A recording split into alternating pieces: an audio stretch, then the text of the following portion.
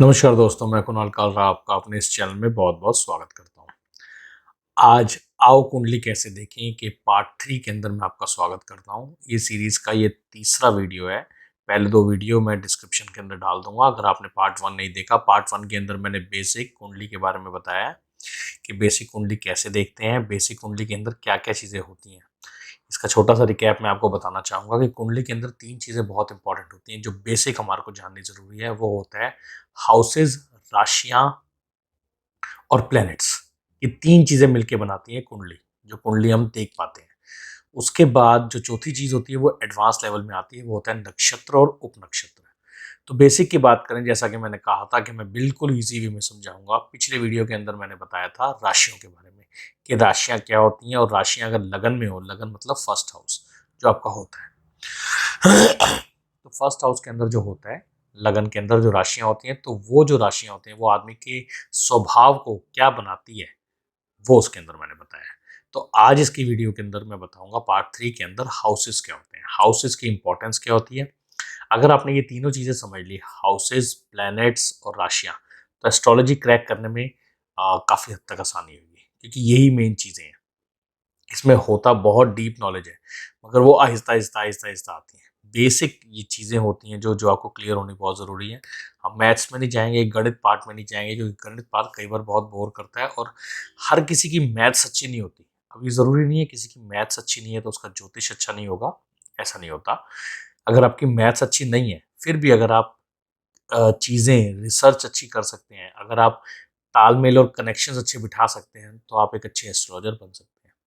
Main astrology का काम ही है कनेक्शंस बिठाने, कि कैसे ऐसे आप कनेक्शंस बिठाते हो। जैसे इलेक्ट्रिशियन होता है, एक लाइनें डली होती हैं, तो वो लाइनों के अंदर कैसे कनेक्शन मिलाता है, ये डिपेंड करता है। लाइनों में करंट होता है, मगर वो करंट कब कौन से स्विच में जोड़ना है जिससे हमारी लाइट आएगी, ये एक इलेक्ट्रिशियन को पता होता है। और अच्छा इलेक्ट्रिशियन वही होता है जिसका एक्सपीरियंस होता है।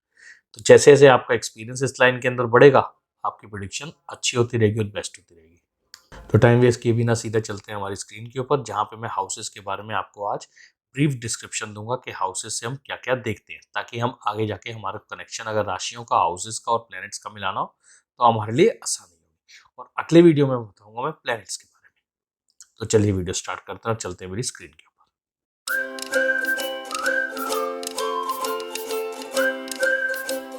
आइए दोस्तों, सबसे पहले हम बात करते हैं हाउसेस के बारे में। ये देखिए, ये होते हैं 12 हाउसेस। मैंने पहले भी बताया हुआ है, ये नंबर डले हुए हैं इसमें। First house, second house, third house, fourth, fifth, sixth, 7, 8, 9, 10, 11, 12। समझने की बात क्या है, ये आप ध्यान से समझिएगा। यही 12 हाउसेस के अंदर पूरा हमारा जीवन बीतता है। फर्स्ट हाउस जीवन, और 12th हाउस डेथ। बीच में हम आत्मा का 5th हाउस बोलते हैं, बहुत सारी चीजें बोलते हैं, मैं सारी बताऊंगा। मगर ये चीजें आपने समझनी है कि फर्स्ट हाउस जीवन और 12th house and.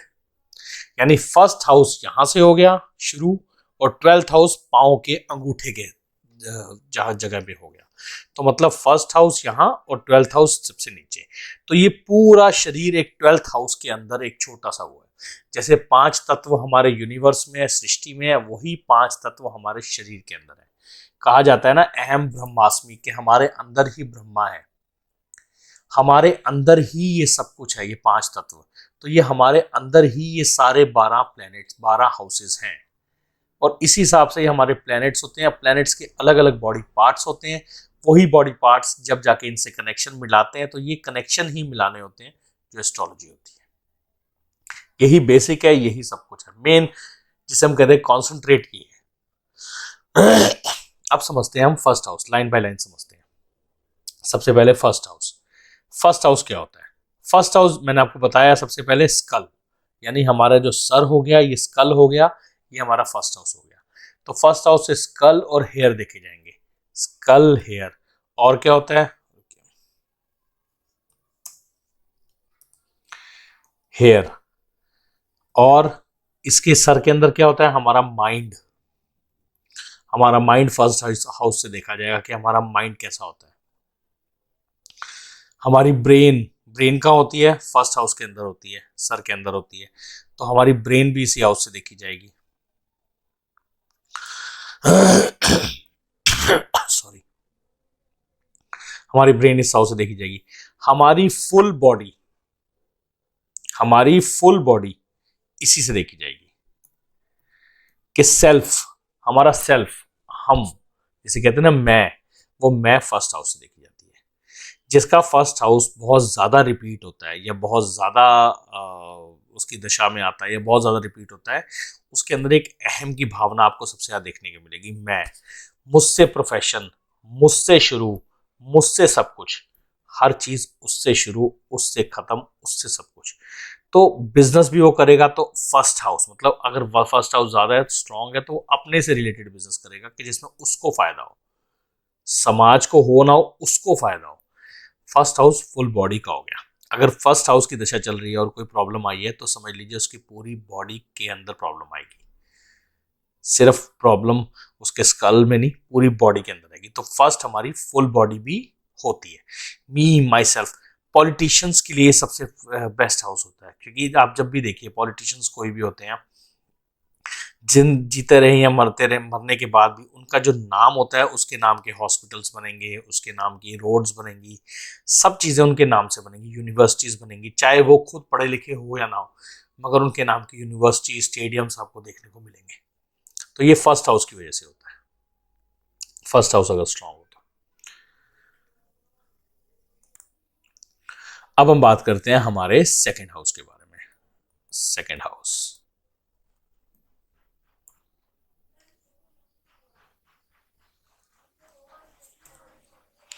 Second house क्या होता है? अगर हम सेकेंड हाउस की बात करें तो ये देखिए, यहां तक सर था, अब सर के बाद जो आया वो हिस्सा सेकेंड हाउस तक आया, यहां तक, मतलब ये सारा हिस्सा इस सेकेंड हाउस के अंदर आएगा, यहां से लेके यहां तक का। अब यहां से यहां तक का आप समझ लीजिए क्या क्या हो गया हमारा। सबसे पहले हो गया हमारा फोरहेड, फोरहेड, उसके बाद हमारी आईज, उसके बाद हमारे ears, nose, cheeks, lips, teeth, टंग,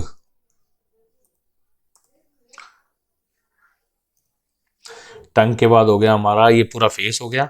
अच्छा, हाफ फूड पाइप भी आती है इसके अंदर, फूड पाइप यहाँ तक होती है, तो हाफ नेक जो होती है वो बाकी वाली हाफ तक सेकेंड हाउस के अंदर होती है, और हाफ के बाद वो थर्ड हाउस के अंदर आती है, हाफ नेक कह देते हैं, हाफ नेक। अब फर्स्ट मैंने आपको बताया कि जो रिलेशन होता है वो खुद से होता है कि मैं, मेरे से।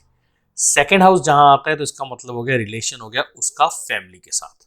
अब वो अकेला नहीं रहा, पूरी फैमिली हो गई, पूरी फैमिली के अंदर कुटुंब हो गया। तो फुल फैमिली का मतलब हो गया उसकी वाइफ भी हो सकती है, उसके बच्चे भी हो सकते हैं, सब चीजें सेकेंड हाउस के साथ देखी जाएगी।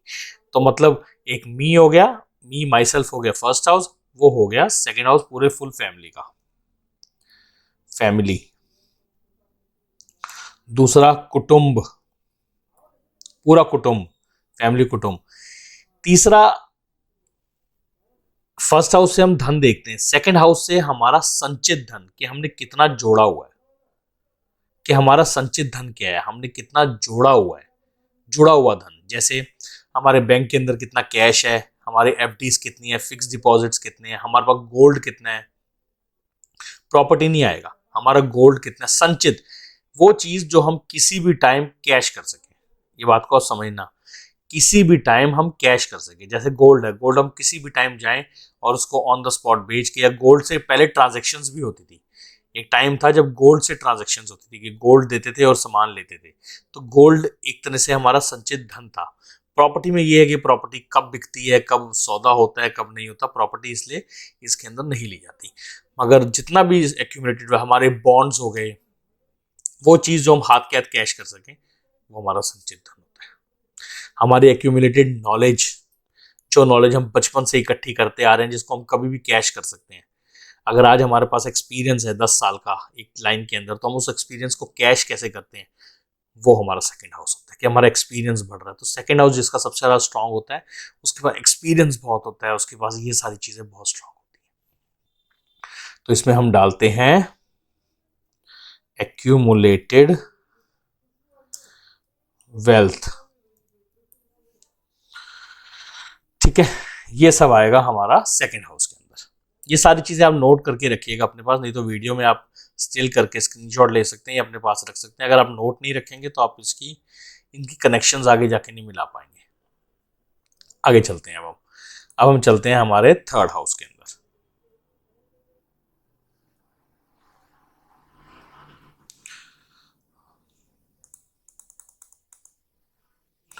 थर्ड हाउस क्या होता है? जैसे मैंने बताया, गर्दन के नीचे का हिस्सा। गर्दन के नीचे का हिस्सा क्या हो गया? हमारी विंड पाइप होगी हमारी।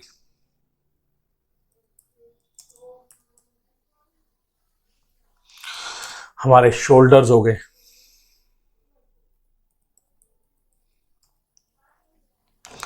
हमारे शोल्डर्स हो गए। हमारा थायराइड भी इसी के अंदर ही आता है।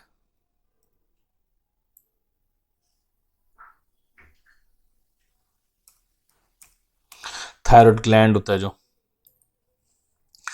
थायराइड ग्लैंड इसके अंदर आता है। अगर हम रिलेशनशिप की बात करें तो हमारे छोटे भाई बहन, हमारे से जो इंस्टेंट छोटे हैं, जस्ट छोटे भाई बहन, वो सारे थर्ड हाउस के अंदर आते हैं। ये ना थर्ड हाउस, थर्ड हाउस के अंदर हमारे छोटे भाई बहन से देखा जाता है। तो ये समझ लीजिए, यंगर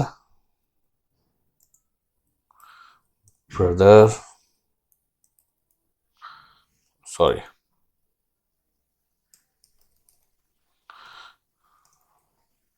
सिस्टर। हमारे नेबर्स इसी के अंदर से देखे जाते हैं। नेबर्स हमारा कम्युनिकेशन के लिए सबसे बेस्ट हाउस है। अगर हमने कम्युनिकेशन किसी का चेक करना है, जैसे आ, सबसे बढ़िया होता है आजकल जो लोग डिजिटल मार्केटिंग में जा रहे हैं या ऑनलाइन में जा रहे हैं, तो कम्युनिकेशन स्ट्रांग होगा तभी जा पाएंगे। कम्युनिकेशन का मतलब ये नहीं कि कम्युनिकेशन स्किल्स और लैंग्वेज उसको सीखनी है। लैंग्वेज तो एक मीडियम हो गया। कम्युनिकेशन का मतलब होता है कि हम किसी को अपनी बात समझा पाएं। अगर मेरा कम्युनिकेशन प्लेनेट वीक चल रहा होगा तो मैं जो कहना चाहूँगा आप समझ नहीं पाएंगे। समबड़ी सेज कि मैं रूड हूँ, समबड़ी सेज मैं ये हूँ, मैं वो हूँ, मगर मैं अपनी बात क्लियर नहीं कर पाऊंगा। तो अपनी बात वही क्लियर कर पाएगा जिसका कम्युनिकेशन प्लेनेट स्ट्रांग होता है। तो कम्युनिकेशन भी जो देखा जाता है वो इसी हाउस से देखा जाता है। कम्युनिकेशन इसी हाउस से देखा जाता है। नेबर हमारे, जिसे हम कहते हैं नेबर, पड़ोसी, यंगर ब्रदर, सिस्टर, तो ये सारी चीज़ें जो होती हैं ये हमारी थर्ड हाउस के साथ देखी जाती है। हमारे शोल्डर, आर्म्स वगैरह, ये सारी चीज़ें हमारे जो जानकार के लोग होते हैं, जैसे दोस्त यार, वो सब इसी हाउस से देखे जाते हैं, नेबर्स वगैरह से। कम्युनिकेशन हाउस ये होता है। तो थर्ड हाउस की थी ये इंफॉर्मेशन। अब हम बात करते हैं हमारे फोर्थ हाउस के बारे में।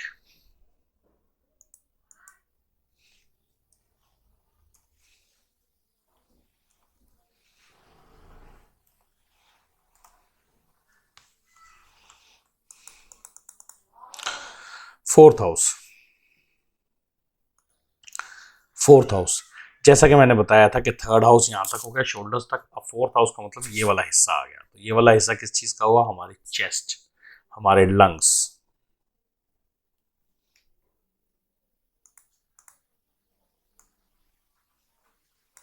ये हो गया हमारा चेस्ट,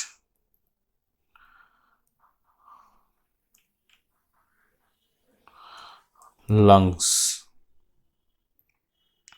चेस्ट, लंग्स। और हम ये कह सकते हैं कि रिलेशनशिप की बात करें तो ये हमारा मदर का हाउस होता है।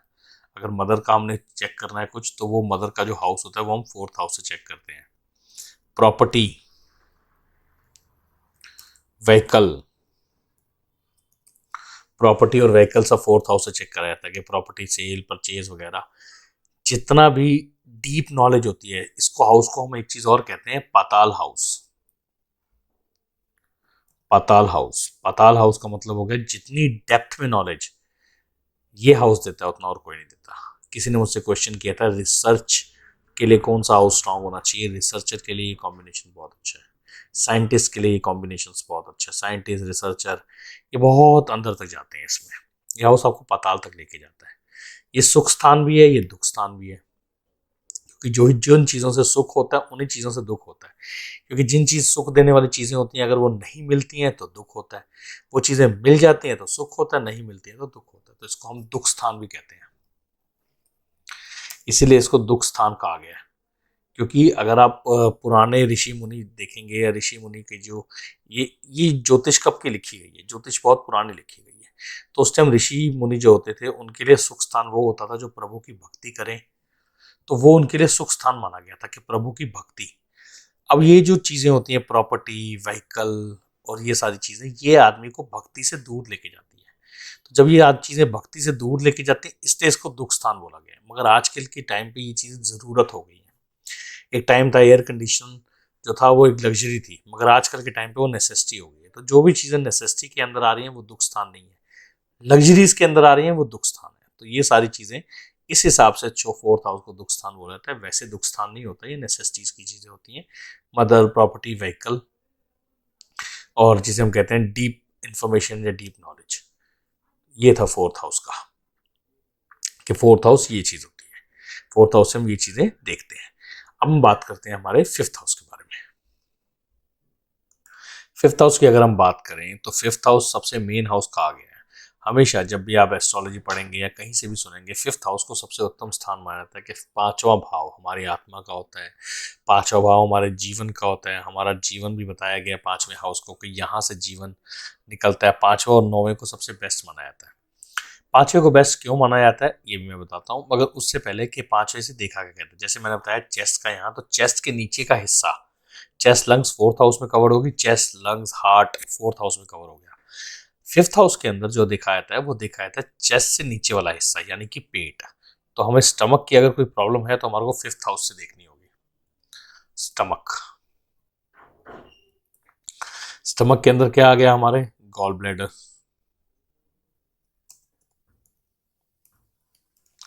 हमारी स्प्लीन, पैंक्रियाज, स्प्लीन, पैंक्रियाज, ये सारी चीजें हमारी फिफ्थ हाउस के अंदर आ गई। ये देखा जाता है हमारी आत्मा भी फिफ्थ हाउस से देखा जाता है। एक हमारी स्पिरिचुअलिटी,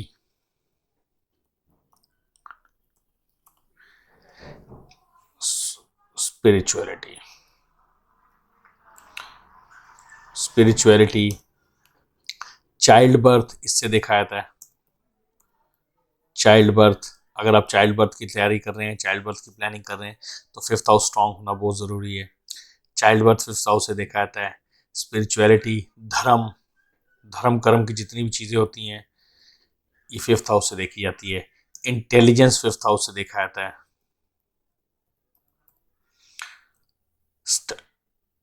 जिसे हम कहते हैं गुड हेल्थ फिफ्थ हाउस से देखी जाती है।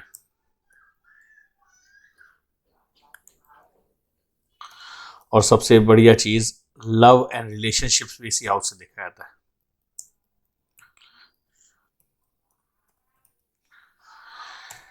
लव एंड रिलेशनशिप्स भी इसी हाउस से देखा जाता है। तो ये सारी चीजें जो होती हैं ये हमारी फिफ्थ हाउस से, आई एम सॉरी मैं यहाँ नाम चेंज करना भूल गया, फिफ्थ हाउस, फिफ्थ हाउस से ये सारी चीजें हमारी देखी जाती हैं कि फिफ्थ हाउस के अंदर ये सारी चीजें कवर होती हैं।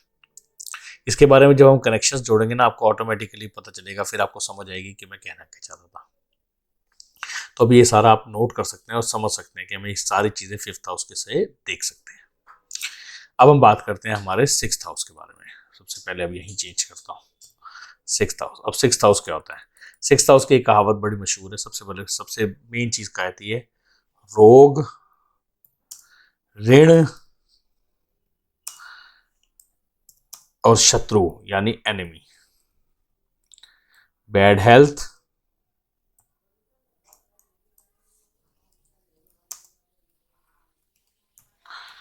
बैड हेल्थ या डिजीज कह लो, डिजीज कह देते हैं,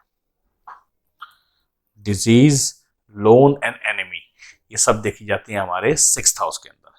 सिक्स्थ हाउस, ये सारी चीजें क्यों देखी जाती है मैं आपको यही बताना चाहता हूं कि सिक्स्थ हाउस अगर स्ट्रांग होता है तो हमारे लिए बहुत बेनिफिट होता है हमारी प्रोफेशनल ग्रोथ में, हमारी करियर ग्रोथ के अंदर, हमारे परिश्रम का, हमारी मेहनत का जो हाउस होता है वो सिक्स्थ हाउस होता है। मगर जब भी हमारा प्रोफेशन का और करियर का हाउस स्ट्रांग होता है तो हमारे साथ ये तीन चीज़ों की प्रॉब्लम आती है। ये बात समझने वाली है कि जब भी हम अपने प्रोफेशन की तरफ बहुत ज़्यादा फोकस्ड होते हैं या हम प्रोफेशन में आगे बढ़ रहे होते हैं या प्रोफेशनली हम बहुत स्ट्रांग होते हैं, तो हमारे को ये तीन चीज़ें घेरती घेरती हैं। डिजीज़ कोई ना कोई बॉडी के अंदर आएगी आएगी। हम जितना मर्जी कर लें कि हम बैलेंस करने की कोशिश करते हैं, मगर जहाँ प्रोफेशनल लाइफ स्ट्रांग होती है वहाँ कोई ना कोई डिजीज़ आती ही आती है बॉडी के अंदर। हम उसकी केयर करते हैं, मैं ये नहीं कह रहा हूँ कि केयर नहीं करेंगे हम, डिजीज़ भी रहेगी और केयर भी चलेगी, मगर डिजीज़ आएगी ये तय है, ठीक है ना। ये नहीं हम कह सकते कि अब डिजीज़ नहीं आएगी, डिजीज़ आएगी, लोन बढ़ने के चांसेस बढ़ जाते हैं, हम प्रोफेशनली लोन लेते हैं या कहीं ना कहीं से ऋण बढ़ने के चांसेस बढ़ जाते हैं। और एनिमी, दुश्मन, जहां आपकी प्रोफेशनल ग्रोथ होती है उतने ही ज़्यादा दुश्मन आपके बनते हैं, दुश्मन उस हिसाब से बढ़ते ही जाते हैं। तो ये तीन चीज़ें तो 6th हाउस के साथ है ही। एडिशनल हम बात करें हमारी बॉडी पार्ट अगर हम देखें तो स्मॉल इंटेस्टाइन इसके अंदर आएगी। स्मॉल इंटेस्टाइन, स्मॉल इंटेस्टाइन के साथ साथ हमारी मैरिड लाइफ में डिस्टर्ब मैरिड लाइफ भी इसी के अंदर ही आती है। मैंने आपको बताया ना कि प्रोफेशनली स्ट्रांग तो डिस्टर्ब मैरिड लाइफ के चांसेस बन जाते हैं। डिस्टर्ब मैरिड लाइफ या कभी कभार नो मैरिज भी इसके साथ ही देखी जाती है।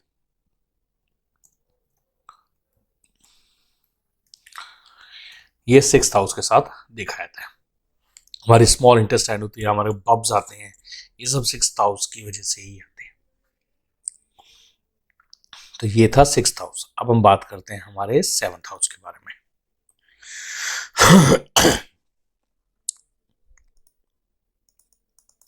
7th हाउस बेस्ट चीज है हमारी मैरिज के लिए। अगर मैरिज के लिए हम सब जानते हैं हाउस देखा जाता है तो वो होता है 7th हाउस। मैरिज, पार्टनरशिप,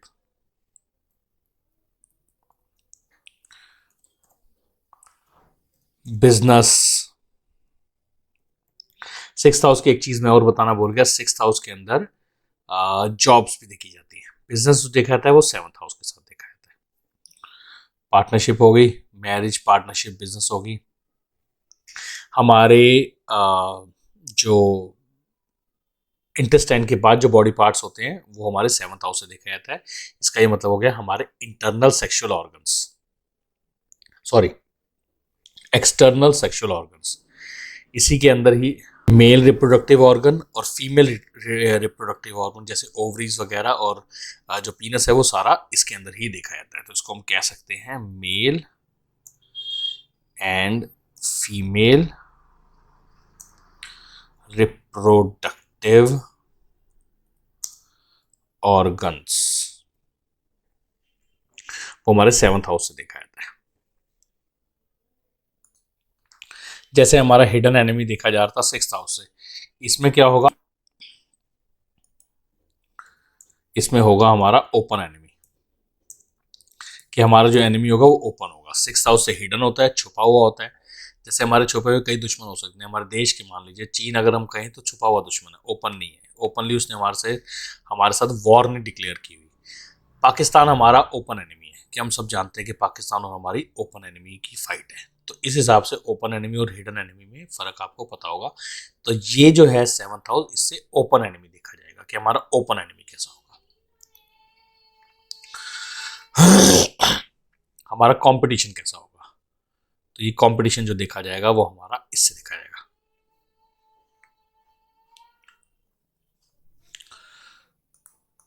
अब बात करते हैं हमारे 8th हाउस के बारे में। ये मेन हाउस कहा गया है। बैड हाउसेस की लिस्ट में 6th हाउस, 8th हाउस और 12th हाउस आते हैं। दुष्टम स्थान भी जिसे कहते हैं। तो ये जो 8th हाउस है ये दुष्टम स्थान के अंदर आता है। तो इसके बारे में मेन इंफॉर्मेशन होनी आप लोगों के पास जरूरी है। बैड डेट्स वो इसी से देखे जाते हैं। हमारा जो पैसा बिजनेस में लगा हुआ है, अगर 8th हाउस की दशा चल रही है तो बैड डेट्स में आने के चांसेस उसके ज्यादा है। बैड डेट्स का मतलब हमने किसी को काम के लिए पैसा दिया या हम किसी के साथ व्यापारी के साथ काम कर रहे हैं, काम करते करते वो पैसा दब गया, वो देना बंद कर रहा है, तो समझ लीजिए वो बैड डेट्स में बदल गया। अब वो 6 महीने उसने आपके पैसे नहीं दिए, 6 महीने बाद आप मांग रहे हैं उससे, तो वो कह रहा है जी वो तो पुराना हो गया पैसा, अब तो मेरे से नहीं निकल पाएगा। एक होता है रेगुलर इंटरवल चल रहे हैं, मान लीजिए एक एक महीने में कोई उधार लेता है, 2-2 महीने की पेमेंटें होती हैं, वो आपको निकली जा रही हैं, मगर जहाँ वो पेमेंट पुरानी हो गई और 6 महीने 1 साल से नहीं निकले तो वो बैड डेट्स के अंदर चली गई। तो बैड डेट्स रिकवर करने बहुत मुश्किल होते हैं। तो 8th हाउस हो गया डेप्थ का हाउस हो गया, एक अंधा कुआं हो गया। डेथ इसी से देखी जाती है, मृत्यु तुल्य कष्ट कह सकते हैं हम, वो डेथ इससे देखी जाती है। ये हमारे इंटरनल सेक्स ऑर्गन्स हो गए, सेक्स ऑर्गन्स हो गए। हमारी लार्ज इंटेस्टाइन होगी, इससे देखी जाएगी। बीमारियां, इससे बहुत सारी बीमारियां इससे देखी जाएंगी, जैसे पाइल्स जैसी बीमारी या फिशर। जितनी भी बीमारी एक्सक्रीशन से रिलेटेड होती है, एक्सक्रीशन मतलब आउट, जो हमारी बॉडी से वेस्ट निकलता है, ये शनि का हाउस है। सैटर्न, सैटर्न का हाउस है। तो सैटर्न का मतलब वेस्ट प्रोडक्ट जो हमारी बॉडी से निकलता है, और वेस्ट प्रोडक्ट जो निकलता है वो एक्सक्रीशन जिसे हम कहते हैं, वो उसके माध्यम, एक्सक्रीशन अगर किसी को नहीं समझा तो हमारी पॉटी जिसे हम कहते हैं दूसरे वर्ड्स में, वो जो निकलती है वो वेस्ट प्रोडक्ट होता है। और वो जो वेस्ट प्रोडक्ट होता है वो शनि के अंदर आता है, एक्सक्रीशन के अंदर आता है कि वो निकल गया। तो वो जो होता है उससे रिलेटेड जितने भी बॉडी पार्ट्स होते हैं वो सब 8th हाउस के अंदर आएंगे। ऐसी डेप्थ, ऐसा कुआं जिसके अंदर से मतलब हम बहुत डीप में चले जाते हैं। तो डीप में जाते हैं तो डेप्थ का मतलब हो गया कि डिप्रेशन भी इसी के अंदर से देखा जाता है। अगर डेप्थ इसके अंदर से देखी जाएगी तो डिप्रेशन भी इसके अंदर से ही देखा जाएगा। तो डेप्थ और डिप्रेशन जो होगा वाले हाउसेस यही है। ये 8th हाउस है। हमारी लेगेसी, इंश्योरेंस, लेगेसी वो होता है जो हमारे को माँ बाप के दौलत, प्रॉपर्टी, पैसा जो माँ बाप के थ्रू मिलता है हमारे को, जायदाद जैसे हम कहते हैं, वो लेगेसी होती है, वो इससे मिलती है। इसी हाउस के साथ अच्छे हाउसेस के कॉम्बिनेशन होते हैं तो मिलती है, खराब हाउसेस के होते हैं तो नहीं मिलती। तो लेगेसी इससे देखी जाती है। इंश्योरेंस का पैसा, कि डेथ, नेगेटिव पैसा जितना भी होता है, छुपा हुआ धन, जैसे मैंने बताया ना, छुपा हुआ धन, गड़ा हुआ धन, hidden wealth, hidden knowledge,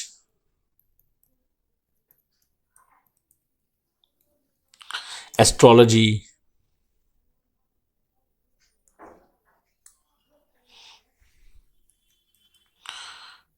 astrology, archaeology,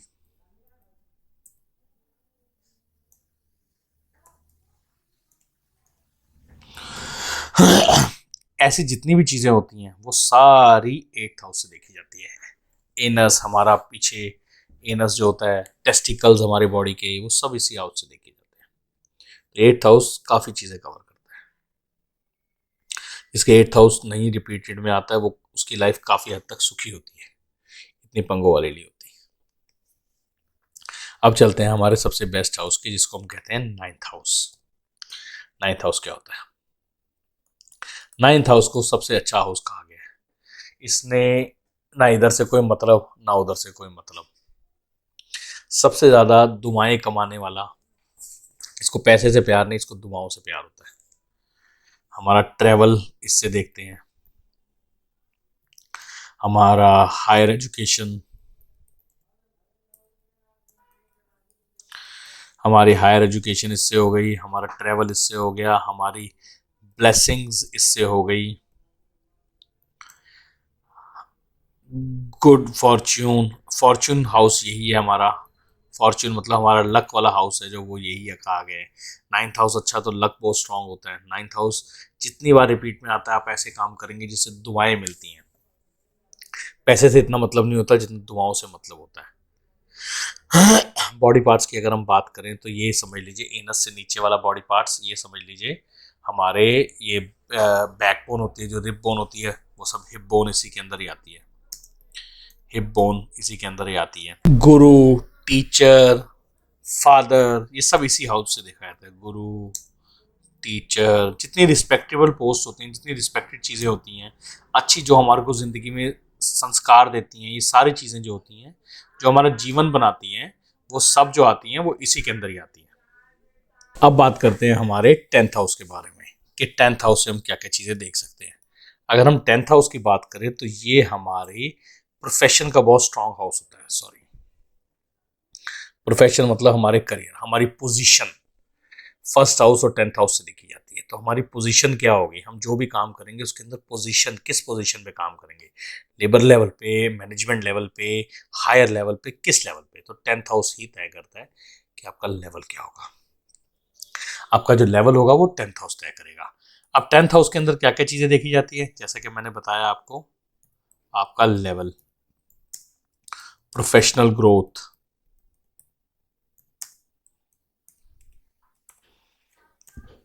जैसे बॉडी पार्ट का हिप बोन था, अब हिप बोन से नीचे हमारी थाइज होगी, हमारी थाइज होगी, हमारी नी हो, ये हमारा घुटना हो गया, नी होगी हमारी, हमारी जो नी बोन है वो भी इससे देखी जाएगी 10th हाउस से। प्रोफेशनल ग्रोथ हो गई। और अगर हम बात करें तो ये हो गया लेवल, प्रोफेशनल ग्रोथ, थाइसिस, नी, और किसके साथ देखी जाएगी, और हाँ, हमारा नेम, फेम, ये सारा सभी चीजें देखी जाएगी। मेन नेम, फेम, फेम, हाँ, और हमारा बॉस, बॉस भी इसी से देखा जाएगा। हमारे ऑफिस का जो बॉस होगा वो भी इसी से ही देखा जाएगा। हमारा जो सीनियर होगा वो इससे देखा जाएगा, जिससे हम कमांड लेते हैं, तो वो सब 10th हाउस से देखा जाएगा। अब बात करते हैं हमारे 11th हाउस का। अगर 11th हाउस है स्ट्रॉन्ग आपकी लाइफ में, तो ये समझ लीजिए आपकी कुंडली का अगर 11th हाउस स्ट्रॉन्ग है तो आपको लाइफ में किसी चीज की कमी नहीं आती। 11th हाउस हर चीज में बेनिफिट देता है। एजुकेशन के साथ लग जाए तो एजुकेशन बेस्ट हो जाती है, प्रॉपर्टी के साथ लग जाए प्रॉपर्टी बेस्ट हो जाती है, प्रॉपर्टी मिलना शुरू होती है, व्हीकल मिलना शुरू हो जाता है। आपके नेगेटिव हाउस के साथ मिल जाए तो आपको लेगेसी, इंश्योरेंस, हर चीज का पैसा देती है। आपके प्रोफेशन के साथ लग जाए तो आपके प्रोफेशन को 4-5 गुना आगे बढ़ा देती है। तो 11th हाउस का आपके साथ जुड़ना, 11th हाउस का ज़्यादा से ज़्यादा रिपीटिशन में आना आपको एक ऐसा बना देता है कि आपको प्राप्ति स्थान, जिसे हम कहते हैं ना, वो प्राप्ति, सुख, इच्छा प्राप्ति जो होती है वो 11th हाउस होती है, कि इच्छा प्राप्ति होगी हमें। प्राप्ति सबको नहीं होती, इच्छाएं बहुत सब करते हैं, सबकी इच्छाएं होंगी, मगर इच्छा जो प्राप्ति होती है वो 11th हाउस से देखी जाती है। तो 11th हाउस अगर स्ट्रांग है तो इच्छा प्राप्ति स्ट्रांग है। हमारे अगर बॉडी पार्ट्स को देखा जाए तो हमारे नी से लेके पैरों के बीच के जितना भी हिस्सा होता है वो सब 11th हाउस से आता है।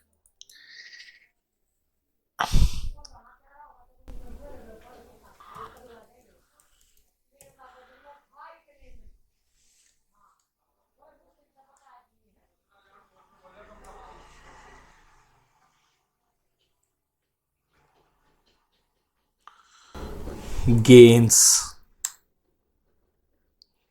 गेन्स इन लाइफ, हर चीज का गेन्स जो होगा वो 11th हाउस से ही देखा जाएगा। तो मेन 11th हाउस ही होता है। हर चीज के साथ जोड़ दो 11th हाउस तो समझ लीजिए बेनिफिट हो गया आपको। लव के साथ जोड़ दो तो वो प्यार पे 4 चांद लगा देगा, आपका रियल लव बना देगा। आप उसको एजुकेशन के साथ, जैसे मैंने बताया, इन सब चीज़ों के साथ अगर 11th हाउस जितनी बार रेपिटेशन में आ रहा है तो समझ लीजिए आपकी लाइफ में बेनिफिट्स उतने ज़्यादा है, आपको प्राप्ति होगी। अब बात करते हैं हमारे 12th हाउस के बारे में। 12th house, last house. Last house मतलब हमारा डेथ जो देखी जाती है वो इसी से देखी जाती है। हमारा जेल इसी से देखी जाता है। हमारा फॉरेन ट्रेवल,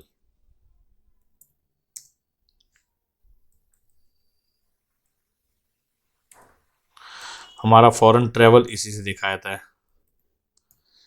और कि जाना और वापस ना आना इससे देखा जाएगा। हमारे एनिमीज,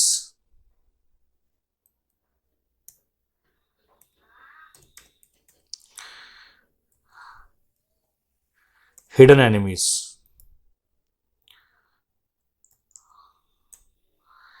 इससे देखे जाएंगे। और expenditure, losses, expenditure losses, feet, toe, ankle इससे देखा जाएगा। और डेथ चेली हो गया। 12th हाउस, बेड प्लेजर्स, ये 12th हाउस से देखा जाएगा, बेड प्लेजर्स। तो घूम फिर के ये सारी चीज़ें जो है हमारी ये 12th हाउस से देखा जाएगा। लास्ट हाउस है, जैसे मैंने बताया ना, पैर का आखिरी हिस्सा, तो वो समझ लीजिए 12th हाउस हो गया। तो ये सारी चीज़ें 12th हाउस से देखी जाएगी। कब चीज़ें एक्सपेंडिचर में होंगी, कब लॉसेस में होगी, एक्सपेंडिचर के साथ गेन्स हाउस जुड़ा होगा तो गेन्स होंगे। तो ये सारी चीज़ें जिसे हम कहते हैं कि ये हम हाउस के बारे में अगर बेसिक समझ जाएं, तो इसके बाद हम प्लैनेट्स के बारे में समझेंगे। जब ये तीनों चीज़ें हमें समझ आ जाएंगी, फिर हम इनके आहिस्ता आहिस्ता कनेक्शंस जोड़ेंगे।